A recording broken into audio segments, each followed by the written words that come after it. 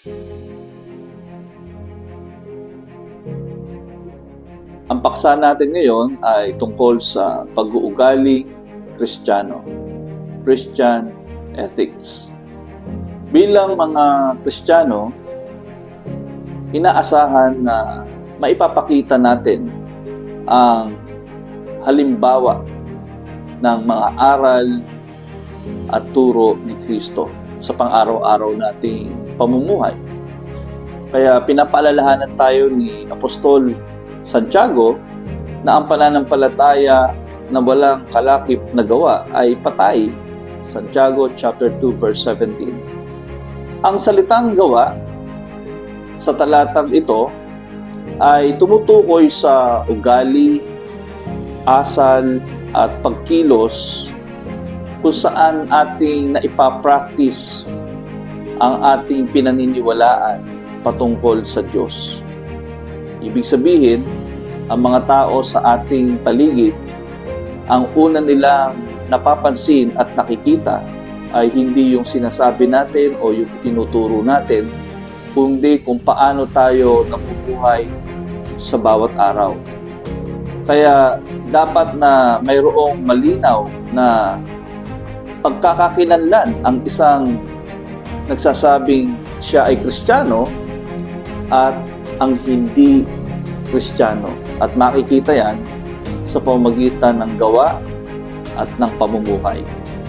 Kaya napaka-importante po na yung faith natin ay nakikita, naoobserbahan, napapansin ng mga tao sa ating paligid. At makikita ho natin ang iba't ibang aspeto kung saan dapat natin ma-practice yung pag-uugali ng isang Kristiyano sa loob ng pamilya, sa loob ng ating pinagtatrabahuan, sa paaralan man, sa community, and even in the church. Kaya dito po, ang banal na kasulatan ay makikita natin, they don't provide details, pero nagbibigay siya ng mga prinsipyo na dapat nating bigyan ng pansin na siyang magbibigay ng gabay kung paano dapat tayo mamuhay, kung paano dapat tayo kumilos sa bawat aspeto ng ating buhay. Hindi sinasabi ng Biblia kung anong kumpanya ang dapat mong pasukan. Hindi sinasabi ng Biblia kung saang eskwelahan ka dapat pumasok. Hindi sinasabi ng Biblia kung sino sa mga prospect mo ang dapat mong puntahan. Subalit, maliwanag ang banal na kasulatan sa pagbibigay niya ng mga guidelines and principles na siyang gagabay sa ating mga pagpili, gagabay sa ating pag-uugali, at gagabay sa ating pakikitungo sa ating kapwa. Partikular na sinabi ni Apostol Pablo sa Colosas 3, kabanatang 1 hanggang 6, binuhay kayong muli kasama ni Kristo, kaya ang pagsumakita ninyo ay ang mga bagay na nasa langit na kinaroroonan ni Kristo na nakaupo sa kanan ng Diyos. Isa-isip ninyo ang mga bagay na panlangit, hindi ang mga bagay na panlupa. Sapagkat namatay na kayo at tunay na buhay ninyo'y natatago sa Diyos kasama ni Kristo. Si Kristo ang tunay na buhay ninyo pagkat siya'y nahayag, mahayag din kayong kasama niya at makakahati sa kanyang karangalan. Verse 5, kaya dapat nang mawala sa inyo ang mga pitang makalaman, pangangalo niyang kahalayan, mahalay na sibuyo ng damdamin, masasamang nasa at pag-iimbot na isang uri ng pagsamba sa Diyos-Diyosan. Verse 6, dahil sa mga bagay na ito, ang Diyos ay napupuot sa mga taong lumalabag sa kanyang kalooban. So makikita natin yung sinasabi na bilang mga mananampalataya ay ilagay natin yung mga bagay na panlangit. Pag sinabing panlangit, mga bagay na kalooban ng Diyos, nararapat sa paningin ng Diyos. Nung mga ilang dekada na ang nakalilipas, not even decades, centuries, ay merong mga sumikat na panuntunan na sinasabing, what would Jesus do? So, ika nga noong mga kataga na yon ay sa bawat bagay na ating gagawin, maging ito ay sa larangan ng relationship, sa trabaho, sa community, sa loob ng church, when we come across to a point of how do we react, paano tayo tutugon sa mga bagay-bagay, let's ask that question na sinasabing, what would Jesus do? Kung si Jesus ang nasa sitwasyon mo, ano kaya ang kanyang gagawin? At yun ang dapat daw natin na gagawin din. Kaya, tingnan natin ng iba't ibang aspeto na dapat maipakita yung ating pag-uugali bilang Kristiyano. Una ay sa tahanan. Let's talk about family. Ano yung mga pag-uugali na dapat nating napapractice, napaiiral sa loob ng pamilya? Siguro unahin natin na aspeto sa loob ng tahanan ay yung parte sa mga kabataan, parte sa mga anak. So bilang mga Kristiyano, ang mga anak ay dapat na matuto na sumunod at gumalang sa kanilang mga magulang o doon sa mga taong nangangalaga sa kanila. That very commandment was stated in the Old Testament sa Exodus chapter 20. And it was reiterated o sinasabi natin na inuulit-uli itong utos na ito sa New Testament. Particularly dito sa aklat ng Efeso chapter 6. Ibig sabihin, when the commandment in the Old Testament is repeated in the New Testament, yun ay dapat pa rin umiral, dapat pa rin sinusunod at ginagawa. At isa doon ay itong paggalang at pagsunod ng mga anak sa kanilang magulang. So marami sa panahon natin ngayon ang sa bakuran ng simbahan, they are so active in the church na parang sa tingin natin ay malago sa pananampalataya. Pero ang sukatan pa rin noon ay kung papaano ang kabataan na iyon ay kumikilos sa loob ng kanilang tahanan. Meron bang pagsunod sa magulang? Ibig sabihin na sumusunod sa magulang, hindi yung bumubulong-bulong o nagrereklamo kapag siya ay inuutusan. No? Pero pag sa church ay napaka-active. Opo, pastor, ano pong gagawin? Pero pag sa loob ng tahanan, hindi lumalabas ng kwarto. Lalabas na lang kapag kainan na. Kaya dito makikita natin na ang mga bata, ang mga anak, sa salita na tinuturo ng Diyos ay dapat lumagay doon sa merong pagsunod at paggalang sa magulang. Dapat responsable din siya sa pag-aaral. Sapagkat yung pag-aaral ay isang bagay na nagpapakita ng pagsunod ng isang estudyante, ng isang anak, hindi lang sa kanyang magulang, kundi sa umiiral na panuntunan sa kanyang paaralan. At dito, makikita natin na that's how a student o ang isang anak ay naipapakita niya yung paggalang at pagsunod niya, na ipapakita rin niya yung kanyang pananampalataya sa pamamagitan ng pagiging responsable niya sa pag-aaral. Kaya how can you give God the glory? Halimbawa, we are going to church on a regular basis, but we don't do our homeworks, we don't do our assignments, and at the end of the day, we have a failing grade. Of course, God looks at the heart, pero what's in our hearts, ano ang nasa puso ng isang bata, ng isang estudyante, ba't hindi niya magawa yung kanyang responsibilidad bilang isang estudyante? Because God wants you and me to be responsible. Nais ng Diyos na ang mga anak sa loob man ng tahanan ay maging responsable. At ganoon din siguro sa mga magulang sa kabilang banda, no? Napaka-importante ng magulang, ng mag-asawa. So kung meron mang pinaka-importanting relationship sa loob ng tahanan ay ang relasyon ng mag-asawa. Because every relationship in the house revolves sa relationship ng mag-asawa. So sinasabi ni Apostol Pablo sa aklat ng Efeso chapter 5 verse 21, na sabi ron, kayo ay magpasakop sa isa't isa bilang tanda ng inyong paggalang kay Kristo.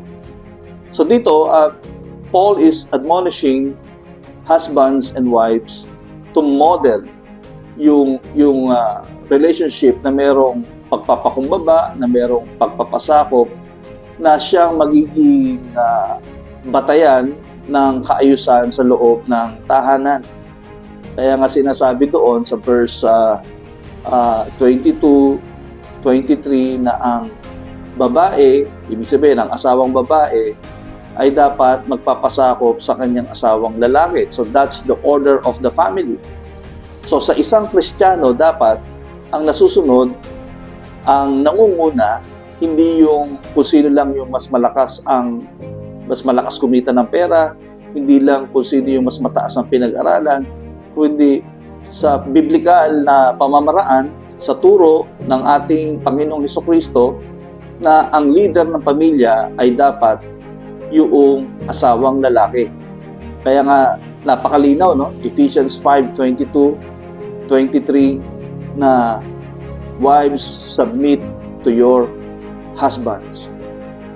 At ganoon din naman ang mga lalaki, sabi sa verse 25 ng chapter 5 din ng Efeso, mahalin ninyo ang inyong mga asawa gaya ng pagmamahal ni Kristo sa church. So, sa isang Kristiyanong pamilya, ang lalaki, hindi na siya dapat nakikipag-flirt, nakikipag-text, nakikipagmabutihan sa ibang opposite sex na maaaring pagmulan ng pagsiselos ng kanyang asawa or anything that will threaten yung relasyon niya sa kanyang asawa at sa kanyang pamilya. So, yun yung sinasabi natin na Christian ethics. Wala nang paglalaro sa apoy, wala nang yung mga careless na mga pagkilos. So, yun po yung overview ng pag-uugali na dapat na umiral sa loob ng tahanan. Mga anak na may pagsunod, may paggalang sa kanilang mga magulang, may pagsunod sa umiiral na panuntunan, kung gagapin sila, magpapasabi sila, kung aalis sila, magpapaalam, hindi yung mag-inform na lang na aalis na ako o FYI, for your information. No. Pag sinabi nagpapaalam, you are waiting for a response whether it is a yes or a no. So, ganun din naman sa mga magulang, pakita nila yung tamang pamamaraan ng pagresolba ng problema, tamang paraan ng pag-uusap. No, hindi natin sinasabi na sa lahat ng pagkakataon ang mag-asawa o pamilya ay maayos ang kanilang samahan. May mga pagkakataon ng tampuhan, nagkakagalit, pero hindi pinagkakasunduan.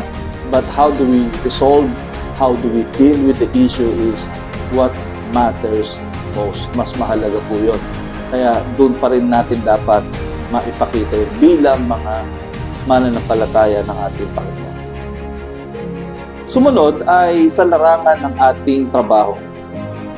Bilang mga Kristiyano ay sa parte ng mga empleyado, employee, inaasahan na ang isang empleyado, manggagawa, worker, ay pagbubutihin niya ang kanyang trabaho, hindi lang dahil ito sa nakikita ng kanyang amo, kung hindi, ito ay dapat pa rin alang-alang sa Panginoon. Makikita po natin yung mga prinsipyo niya sa aklat pa rin ng Efeso chapter 6, na ang isang empleyado ay dapat gagawa alang-alang sa Panginoon. Kaya dito po, yung alang-alang sa Panginoon is giving God the priority, the highest consideration in everything that we do. So, ilan sa mga praktikal na pag-uugali na dapat po nating mapayabong o dapat na patuloy na umiiral sa atin. Halimbawa, yung pagpasok ng tamang oras sa trabaho, okay? At pagka nasa trabaho po tayo, ginagawa natin yung trabaho natin, hindi tayo nandadaya sa oras, hindi natin shortcut yung trabaho. At sa mga pumapasok sa opisina, hindi ho tayo nag-uuwi ng mga gamit ng opisina o ng kumpanya, katulad ng ballpen, ng papel, sapagkat yun ay hindi atin, kundi yun ay pag-aari ng kumpanya. Hindi tayo nagdalakwatsa kung wala ang boss at hindi tayo gumagawa ng mga bagay na ikasisira ng ating kumpanyang pinagtatrabahuhan. Kaya dito, kung di naman maiiwasan na ang isang empleyado ay may reklamo sa kanyang employer, hindi siya biglang nagpo-post sa Facebook na parang naghahanap ng kakampi, kundi dumadaan siya sa tamang proseso ng pagrereklamo. Kung ito ay isang setup ng corporate na kumpanya, pupunta siya sa HR, ikipag-usap siya. Kung hindi ma-resolve, maaari siya dumulog sa DOLE. Sa Pilipinas po, may tinatawag tayong ahensya ng gobyerno na Department of Labor and Employment. So, doon siya pwedeng magreklamo kung talagang hindi na masisettle yung usapin. Kaya meron pong ganung mga prinsipyo, panuntunan na hindi kara-karaka ang solusyon ay magmarcha at magwelga. Okay? At ganoon din naman sa mga empleyado, hindi natin kinokompromiso yung ating pananampalataya at mga prinsipyo na pinangahawakan, prinsipyo na galing sa salita ng Diyos para lamang sa material o pinansyal na pakinabang. So halimbawa, yung anumang uri ng pandaraya o sexual favor para ma-promote ay kahit maling relasyon ay pinapasok para umangat sa katungkulan o posisyon. At iba pang katulad noon na nakokompromise yung ating pananampalataya. Like for example, meron kang boss at yung boss mo mahilig mag-beer house o mag-good time. Ikaw ay isang mananampalatayang ama ng tahanan. So, tama, meron kang responsibilidad sa boss mo na base doon sa trabaho na dapat mong trabahuin. Pero when it comes to the moral, sa mga moral na pagpili, like for example, kung ikaw ay aayain sa nightclub, uminom at mag-table ng babae, ay marapat lang na sa simula pa lang ito ay tanggihan na natin sapagkat tandaan natin na tayo ay isang Kristiyano. How can we let them see our faith, which is yun ang inaasahan sa atin ng Panginoon, maging ilaw at asin kung hindi makikita ang kaibahan sa atin. So, huwag tayong matakot na mawalan ng trabaho because kung talagang tunay tayo mananampalataya sa Panginoon, hindi tayo pababayaan ng Panginoon. If a door closes for you, He will open another one for you. Kaya dito makikita natin na ito yung mga ilan sa detalye, hindi man strictly, hindi man word for word na ini-specify ng Bible, but the principle is suggesting those things na dapat nating gawin o dapat nating iwasan at the same time. So, dito, makikita rin natin if you are an employer. So, hindi ka empleyado, ikaw ang boss. Meron kang tauhan, may trabahador ka. Marapat lang na ibigay mo yung nararapat na sweldo, ibigay mo yung nararapat na benepisyo ng iyong mga trabahador. So, yung mga basic na benepisyo, SSS, PhilHealth, Pag-ibig. So, yan ay mandated sa Pilipinas ng Department of Labor and Employment. So, dapat natin yun ay gagawin. At sa mga negosyo naman, sa mga employer pa rin, ay we need to pay our taxes. No?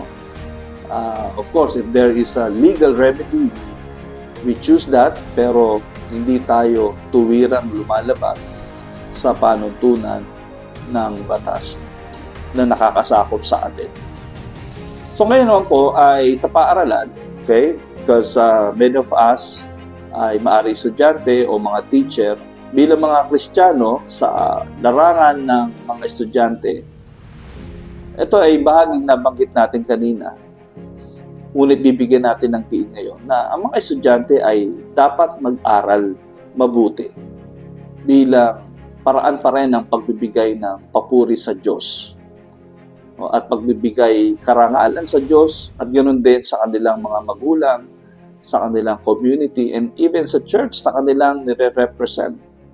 Higit sa lahat, ang isang Kristiyano is God's representative. So kung ikaw ay estudyante ngayon, tandaan mo, nung tinanggap mo si Jesus, you become a child of God, and therefore, you represent Christ. You are representing God in your school, in your classes. Kaya kung nire-represent mo ang Panginoon sa buhay mo, would you settle for a failing grade? Okay? Hindi naman natin sinasabi na kailangan perfect lagi ang exam mo. Hindi natin sinasabi na kailangan top 1 ka o dean's lister ka. Pero the question is, are you doing your best? Okay? Because when you do your best, that's how you honor the Lord in your life as a student. Kaya, hayaan natin na mabigyan natin ng papuri ang Panginoon doon sa mga lumalabas sa card o sa report card natin bilang mga estudyante. Okay? So, give your best. No? Tandaan natin bilang mga estudyante, hindi sa lahat ng panahon na estudyante ka. Ang pagiging estudyante is just for a season. So sa season na yan, ng iyong pag-aaral, give your best. Okay? Because once na lumipas yan, maaaring hindi mo na yan mababalikan. And that is the legacy na pwede mong ipamana, pwedeng tignan ng mga susunod na henerasyon sa iyo. Because one day, you will become a parent, magkakaroon ka ng anak, yung anak mo magkakaroon ng anak. So, what kind of legacy would you like to leave them?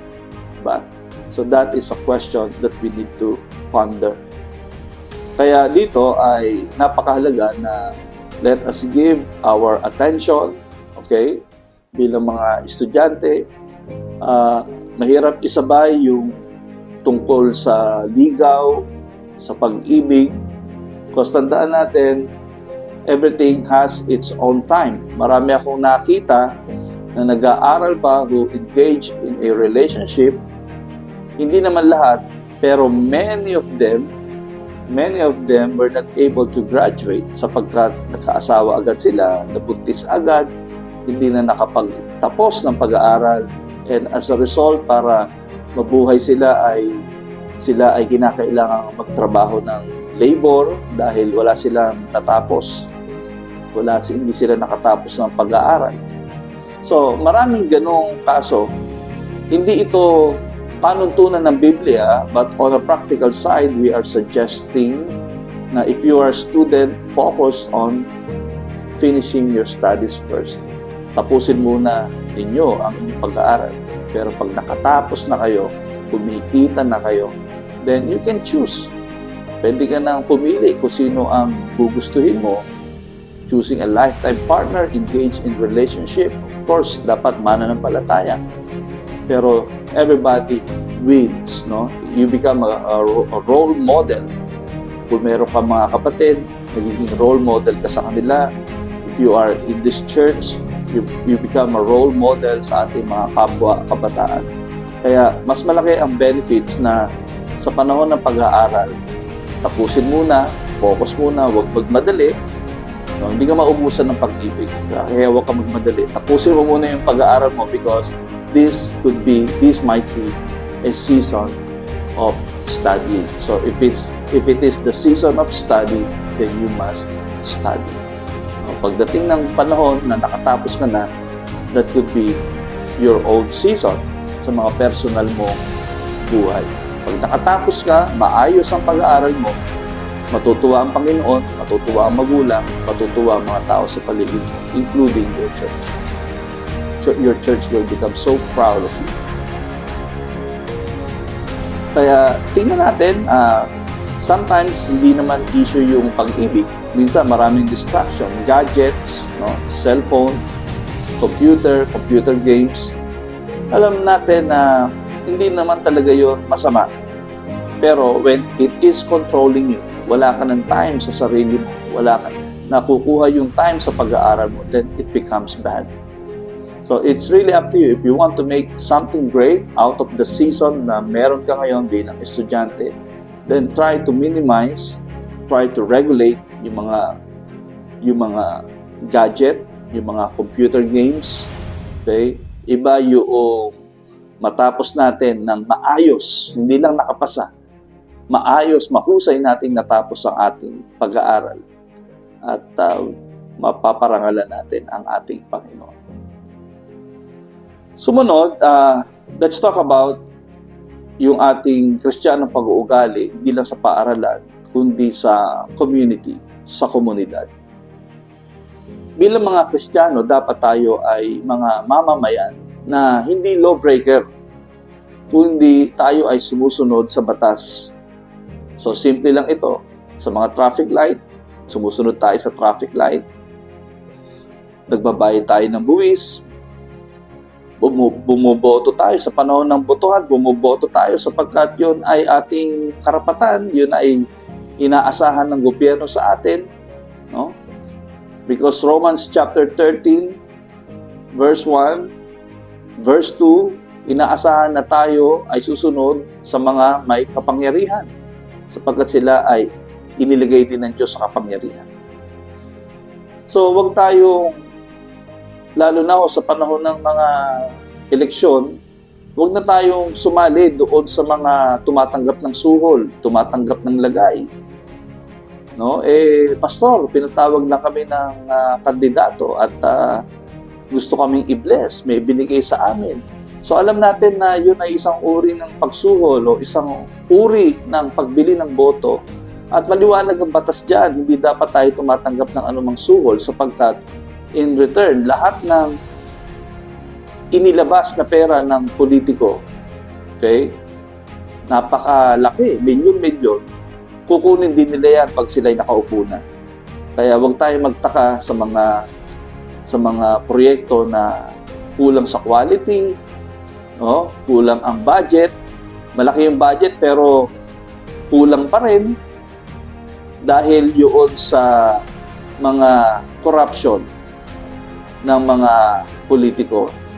If you are watching the television, makikita natin and upon this time of recording, so nakalusot yung mga pogo, okay, na hindi lang milyon, bilyon ang mga pinag-uusapang budget, ang mga sikat na personalidad, nakakatakas, nakakapunta sa ibang bansa, na hindi dumadaan sa tamang proseso ng immigration.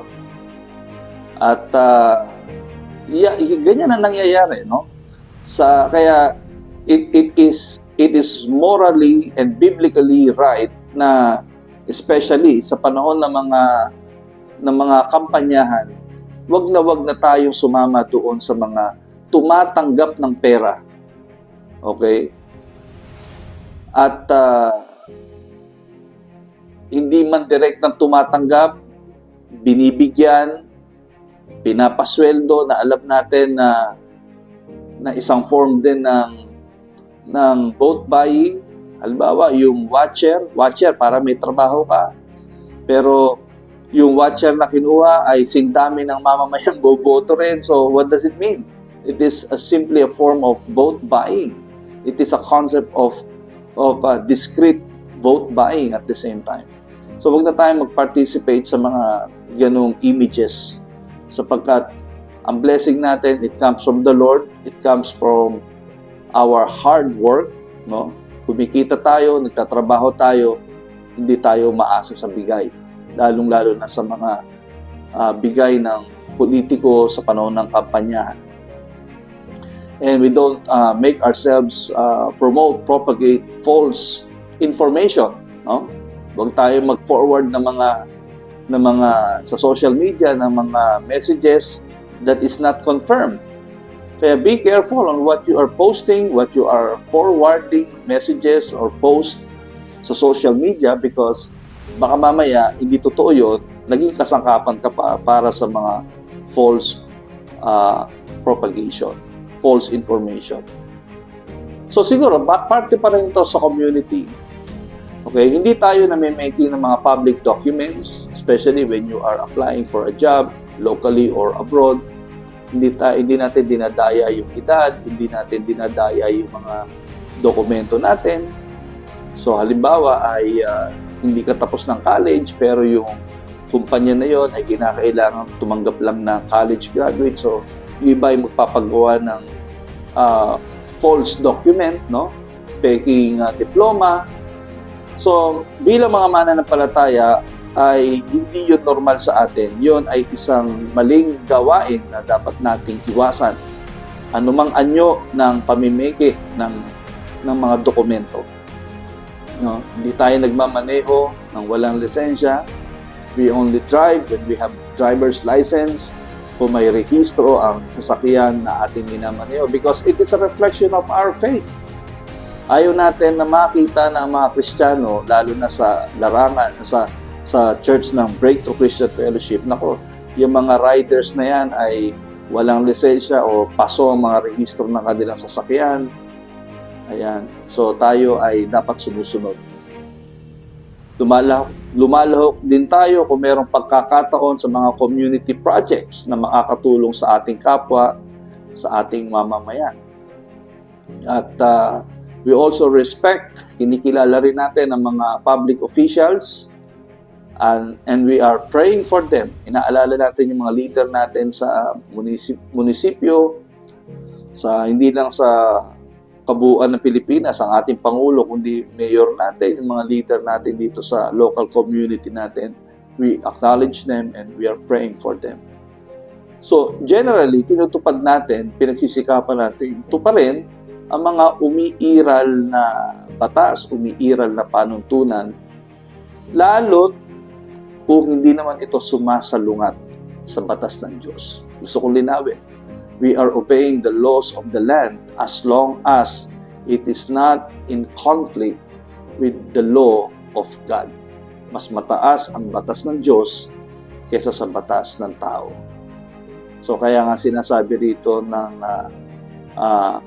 Aklat ng Mga Gawa, chapter 5, verse 29, sumagot si Pedro at ang iba pang mga apostol, ang Diyos ang dapat naming sundin, hindi ang tao. So kung sinasabi kung dumating man yung batas ng tao na nagsasabi na huwag na kayong mangaral ng Ebanghelyo, mangangaral pa rin tayo. Huwag na kayong magsalita patungkol sa mga kasalanan, mangangaral pa rin tayo patungkol sa kasalanan. Sapagkat masusundin natin ang Diyos kesa sa tao. So ganun lang naman, when the law of the land is in conflict or violates the law of God, ang binibigyan natin ng mas mabigat na timbang ay ang kautusan ng Diyos. So dapat din tayo na maging mamamayan na makakalikasan. So bilang mga mananampalataya, ang spirituality natin ay hindi lamang sa loob ng church. Okay? Even sa how we treat the nature, yung kalikasan natin. So dapat magkaroon tayo ng pangangalaga sa likas na yaman ng ating mundo, ng ating paligid. Isang halimbawa dyan ay simpleng disiplina. Yung basura mo, itapon mo sa tamang basurahan. No? Hindi dapat tayo nagkakalat. Kung nasa isang lugar ka, kumain ka ng candy, yung balat ng candy, hindi mo itatapon sa bintana ng sasakyan mo, ibubulsa mo muna. Pag nakakita ka ng basurahan, dun mo siya itatapon. Kasi isang paraan yan ng pangangalaga sa ating likas na yaman. So, yung maibigin din tayo sa mga hayop, no? Hindi porket hayop, pusa, aso ay gagawa na natin ng mga bagay na hindi tama, no? Kung di mo kayang alagaan, ipamigay mo na lang na maayos kaysa hindi mo pinapakain o pinahihirapan mo, because pet owners should be responsible for their pets. So, in terms of kalikasan, so we advise na hangga't maaari gamit tayo ng mga recycled bags, no? Hindi porket may pambayad ng tubig, hindi ka na magtitipid sa tubig. At iwasang gumawa ng anumang pollution, no? Yung pagsisiga-siga, no? Nagsisiga ka ng kung ano-ano, yung usok niyan ay nalalakap ng kapitbahay mo. Hini ka na, hindi mo pa alam dahil sa pagsiga mo ng mga dahon at mga kahoy. So, those things, we should be mindful. Now, in terms of, kasi we are dealing with the community. So, pagdating naman sa church, pagdating naman sa issue na LGBT, lesbian, gay, bisexual, transgender, at maraming form itong LGBT. Okay? Ang sinasabi natin, hindi natin sinasang-ayunan ang LGBT. No? Hindi natin sinasabing okay yan, hindi natin sinasabing tama yan. Tinatanggap natin at nire-respeto natin sila bilang tao. Okay? Bilang pagsunod sa utos ng Panginoon na ibigin mo ang iyong kapwa. Kasama iyong kapwa, kasama dyan ang LGBT. No? Mga kapitbahay natin, lahat, in general. So, we give them due respect bilang mga tao na mahal din ng Panginoon. But we are not saying, okay, we are not saying that what they're doing is right. Kaya, ang posisyon natin dito, we are welcoming, wini-welcome natin sila, tinatanggap natin ang kanilang pagkatao, but we are not affirming. Okay? We are welcoming, but not affirming. Ibig sabihin, nire-respeto natin ang lahat, tinatanggap natin ang kanilang kaibahan sa atin, pero hindi ibig sabihin nun ay sinasabi nating tama sila. Okay? So, ibig sabihin, when we come across LGBT people in our church, or when we are dealing LGBT people sa workplace, we respect them for who they are. But our conviction is clear. It is not right. The practice of LGBT is sinful. Okay? Yun ang ating conviction. Yun ang ating personal na disposition na nakaangkla o nagmumula sa principle ng Word of God. Okay? But we respect them. We love them. Just as Christ loved them. Now, dito tayo magtatapos for this video, for this first video.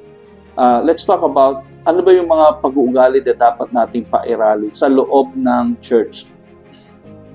Here, at Breakthrough Christian Fellowship, tinuturing natin na ang Sunday ay araw ng sama-sama nating pagsamba. Hindi ko sinasabing araw lang ng pagsamba because worship is every day that we do. It's everything that we do.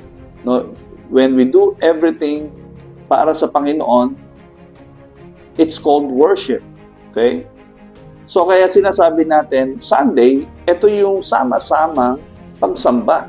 You are not just worshiping, you are worshiping with other believers. Sumasamba ka kasama ng mga kapatiran. So, yun ang tingin natin sa araw ng linggo. Na papupunta tayo sa church, what we have in our mind, in our hearts, ay hindi lang yung makita natin yung ating kapwa, makita natin yung ating kapatid, o kaya ay masarap yung tinitindang ulam ni sister, no? O kaya naman ay merong activities mamaya.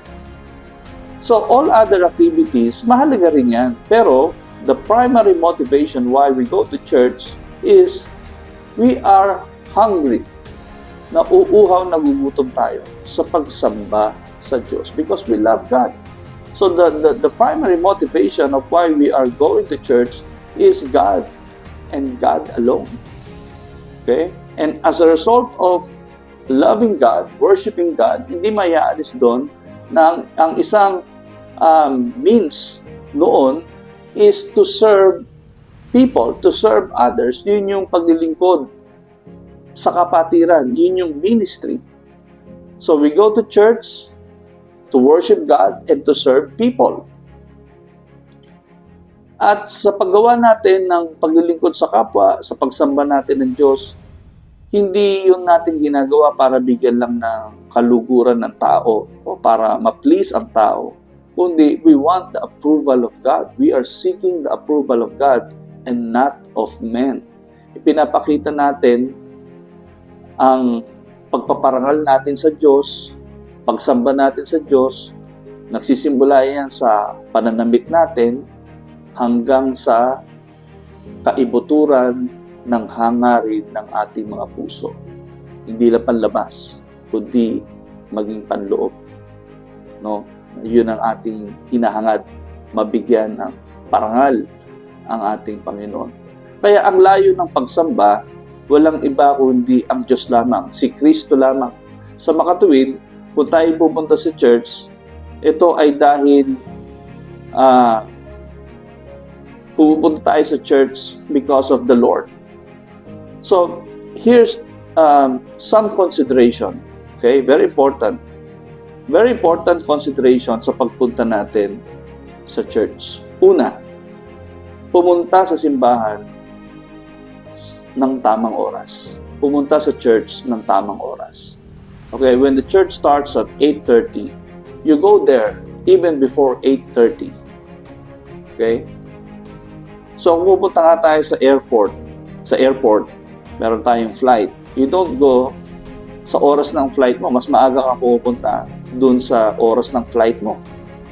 So, tandaan natin na in the same essence, pag nagsisimba tayo, we are meeting the King of Kings.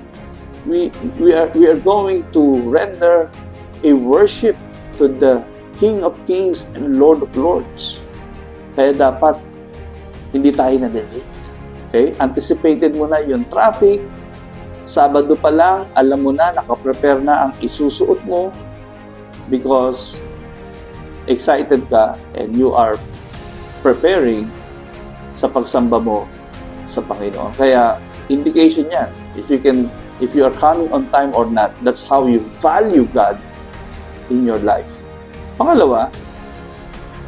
Pangalawang consideration sa pagpunta natin ng church ay meron tayong maayos na kasuotan.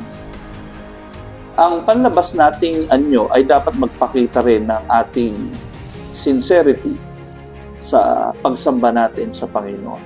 I'm not saying na ang suot natin, ang panlabas nating kasuotan ay siyang indikasyon lamang ng pagsamba natin sa Diyos. No, I'm not saying that. What I'm saying is yung ating pagtingin, yung ating pagsamba sa ating Panginoon ay dapat din mag-reflect sa ating mga kasuotan. Tulad ng mga corporate businessman, maayos ang kanilang suot sapagkat kakatagpuin nila ang kanilang kliyente. No? They want to appear credible sa paningin ng kanilang kliyente. Kaya nagbibihis sila ng maayos, nagbibihis sila ng desente. O maging ang ating mga buhok, dapat maayos din. I'm not saying na dapat may specific na haircut style tayo. Kundi what I'm saying is, what is decent sa panahon natin ngayon? Because remember, you are representing Christ. No? Na dapat maging kagalang-galang din ang ating itsura, pananamit, at ang itsura natin sa kabuuan. Kaya ito, para sa mga babae, okay, sa maayos na kasuotan, at the time of this writing, okay, ang nakalagay sa notes ay, we are saying na iwasan yung mga maikling suot, okay, na above the knees, ng mga miniskirt, no, iwasan yung pagsuot ng mga spaghetti straps na blouse, mga tube blouses, sleeves, backless, at yun nga, yung binanggit natin kanina, miniskirts. Okay? So, the point is, anything that might cause distraction. No? So, salamat sa Panginoon kung nabiyayaan ka ng sobrang kagandaan na talaga mga tao, ang mga kalalaki sa loob ng church ay nakukuha mo ang atensyon. So, ang point lang ay, kung dahil sa suot mo, naaagaw mo yung atensyon ng mga sumasamba sa church. Okay? Dapat pag-isipan natin mabuti yan. We need to reflect. Because kung meron mang dapat sentro, kung meron mang dapat na bida sa loob ng church, it is not me, it is not you, at hindi sino paman, kundi ang Panginoong Jesucristo lamang. Kaya hindi natin sinasabing bawal. May tamang suot sa tamang lugar. But when we are in a corporate worship, okay, sinasabi natin na iwasan natin yung mga itsura, pananamit, yung anyo, maging sa buhok man yan, sa mukha man yan, o yung mga sinusuot natin na makakahatak ng atensyon kaysa sa tunay na diwa ng pagsamba na dapat nakatuon kay Kristo. Kaya yun yung ilang sinasabi natin na if this, do you think is still applicable today, na dapat iwasan because it causes distraction sa mga worshiper, might as well na iwasan natin yung ganung pagsuot. Okay? At sa mga sapatos naman, of course, ay sa mga babae ay okay naman yung naka-sandals, no? So siguro ang tanong na lang, what is the best na kasuotan na pwede mo suotin na magbibigay parangal sa Panginoon? Okay? So siguro doon na lang tayo magbase. Sa mga kalalakihan naman, in particular, ay we are suggesting, again, this is just a suggestion, okay? Magsuot ng mga shirts with collar, short or long sleeve na polo barong, pants or slacks. The point is, anything sa panahon natin ngayon, because there is a time gap when these notes was written and this time na nagre-record tayo ng video, there is a decade of gap. Okay? So, sa panahon natin ngayon, right now, upon you hearing me in this video, ano yung dissenting kasuotan ang alam mo? Yun ang dapat mong suotin. Okay? So, definitely, sa church, iniiwasan natin magsuot ng sando. Hindi naman tayo tambay, no? Huwag tayong magsuot ng sando, jersey, mga shirts with loud prints. Okay? Sa mga lalaki ay hanggat maaari ay hindi tayo naghihikaw o maraming porloloy na hindi kailangan. Magsanay na magsuot ng sapatos kung may sapatos sa pagpasok natin sa church.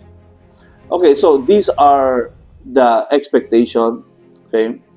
But at this point is, again, kung ano yung dissenting kasuotan sa panahon na ito, right now, yun ang dapat nating suotin. No? Kung meron na dissenting kasuotan, might as well choose that. Pangatlo, dapat natin i-consider when we go to church, dali natin ang ating Bible at mag-take notes tayo ng sermon.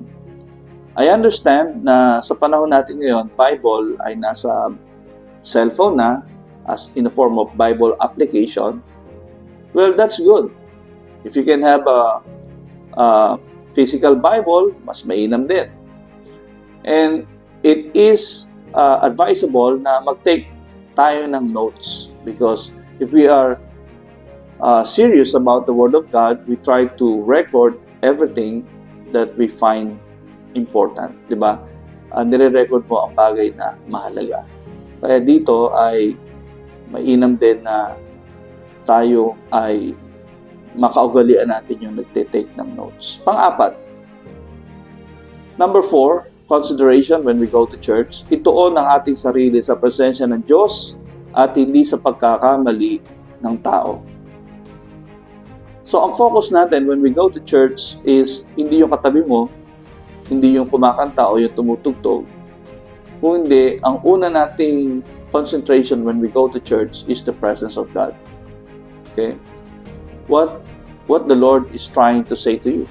sa mga mensaheng maririnig mo, sa mga lyrics ng kantang inaawit, and even the Holy Spirit. No? He wants to fill our hearts. So kaya, pagtuunan natin ng atensyon yung kilos ng banal na espiritu sa ating pagpunta sa pagsamba natin sa loob ng church. Okay. Kaya dito ay mapapansin natin na hindi perpekto ang mga programa natin sa church. May mga sablay minsan sa tugtog, sa pag-awit, even sa mga PowerPoint slides. There come a time na may mga typographical error. Okay? So, there's a lot of imperfections kapag kayo nang tinignan natin. That's why we need to consider that when we are going to church, ang focus natin is the presence of God. Yan. Kaya dito ay when we are in the church, kung di natin pwedeng i-turn off ang ating mga cellphone, mobile phones, na lang po natin, tanggalan natin ng sound. I-mute natin. Okay? Mute, silent, o kaya airplane mode. At kung maaari, huwag muna tayong makipag-text, huwag tayong tumanggap ng mga tawag, huwag tayong mag-chat, okay? Huwag tayong mag-browse ng mga newsfeed. Because if you will just focus on your cellphone, huwag ka na magpunta sa church. Because the reason why we're going to church, we want to focus on God. Okay? Kaya, much better na aware tayo na we turn off or we silent, we mute our cell phone when we are in the church. Okay? Hindi tayo makikipagdaldalan, hindi tayo makikipagkwentuhan sa mga tao na katabi natin habang tayo sumasamba o habang merong nagsasalita doon sa pulpit o sa stage. Our focus ay nandoon, hindi doon sa mga kwentuhan na maaaring naririnig natin sa ating katabi. Number 5, maging daluyan ng pagpapala sa pamamagitan ng pagsiserve sa mga tao. Maging daluyan ng pagpapala sa pamamagitan ng pagsisilbi o pagsiserve, paglilingkod sa ating kapwa. So that is our consideration when we come to the church. Alam natin na ang mga pupunta sa church, maraming nangyari sa kanila all throughout the week. Kaya yung pagsalubong natin sa kanila ng isang magandang ngiti at mainit na pagbati ay maaaring makapagpasigla, makapag-encourage sa kanila. So gusto mo bang maging daluyan ng encouragement sa ibang tao? So this is a very simple ministry. Wear your smile. Ngumiti ka at batiin sila. Sa paanong paraan? Pwede nating kamayan sila, shake hands with them, tapikin ang kanilang balikat, at maramdaman nila na praise God, I'm home. Praise God, kasama ko ang mga kapatiran dito. Ang pagsaserve ng kape, if we are serving coffee, you can offer a cup of coffee, especially sa mga bisita natin. Okay? O kaya, ano man pwede nating ma-serve sa mga bisita natin ay makakatulong yun para madaman nila na they are loved by the Lord. Okay? Sila ay kabilang sa mga community na minamahal ng Panginoon. So, we want to be a channel of love, God's love for these people. Kaya, expect na isa sa consider natin is when we worship God, we cannot really separate it from serving people. So, maaari nating kung siksikan at wala nang upuan, ibigay natin yung upuan natin sa mga dumadating na mga bisita. Okay? And when we are led by the Lord, we can pray for some individual. Okay? And kapag nag-pray tayo sa iba, nararamdaman nila na mahal din sila ng Lord, di sila nakakalimutan ni Lord. And i-grab natin yung bawat opportunity na magkaroon tayo ng participation sa church. Hindi yung taga-nood lang, taga-upo lang. Okay? Because that's the essence of the church. Sa aklat ng mga gawa, sa church history, aklat ng mga gawa, ang mga mananampalataya doon, walang nakaupo lang. Ibig sabihin, bawat isa sa kanila may ganap, may ginagampanan. So, bawat nga isa sa kanila ay may kakayahan ng mangaral ng salita ng Panginoon. Makikita natin yan sa aklat ng mga gawa, chapter 8, verse 4. Saan sila naparoon, ipinangaral nila ang salita, referring to the believers in Jerusalem after they have been persecuted. So, dito tayo magtatapos. Mga bagay na dapat nating iwasan when we are in the church. Okay? Ito yung dapat nating iwasan. Una, pangungutang ng pera. Kung mayroong church member na nangangailangan, maaari niya itong i-share sa kanya big group na kinapapalooban upang maipanalangin ang kanyang pangangailangan. Kung meron siyang need, and kung merong hipuin na tao, may hipuin na mga kapatid doon sa big group na yon at bigyan siya ng kusang loob na tulong na pinansyal, edi praise God. Diba? Because God works in many ways. Pero, hindi tayo sumasang-ayon sa direktang pangungutang ng pera upang maiwasan ang maaring problema na maidulot nito. Kasi minsan kapag hindi na makabayad, nahihiya na, hindi na a-attend. Di ba? Yun ang masakit dun eh. Yung nagpautang, inaasahan niya babalik sa kanya, pero there are times na hindi nangyayari. Kaya naman, to avoid that, because we have observed that sa haba ng taon natin sa ministry, nakita na natin yung hindi magandang epekto ng pangungutang ng pera. Kaya, kung may nangangailangan, mas mainam, tulungan na lang. Kusa, no? Yung maluwag na maibibigay ng tao para sa kanya. And of course, number one, the power of prayer. Walang imposible sa panalangin. Okay? Pero kung meron man talaga gusto magpahiram pa rin, of course, pwede naman niyang gawin yon at his or her own risk. Ayan. Pangalawa, na iniiwasan natin sa loob ng church, yung pampolitikang pangangampanya. Ito yung pamumulitika, pangangampanya, lalo na sa panahon ng eleksyon. Ang ating church is non-partisan. Wala tayong partidong political na kinikilingan o pinopromote. Ang ating church ay hinahayaan niya ang mga tao, ang mga miyembro, kung sino ang gusto nilang iboto. Bagkus ay nagbibigay tayo ng general guidelines, biblical guidelines kung paano pumili ng mga dapat nating iboto. Pangatlo at panghuli na dapat nating iwasan sa loob ng church, ang paghingi ng tulong sa mga politiko at hindi mananampalataya para sa pangangailangan ng church. So, hindi tayo nagsusulisit sa mga politiko, okay? At hindi rin tayo nagsusulisit sa mga hindi Christians para sa pangangailangan ng ating church.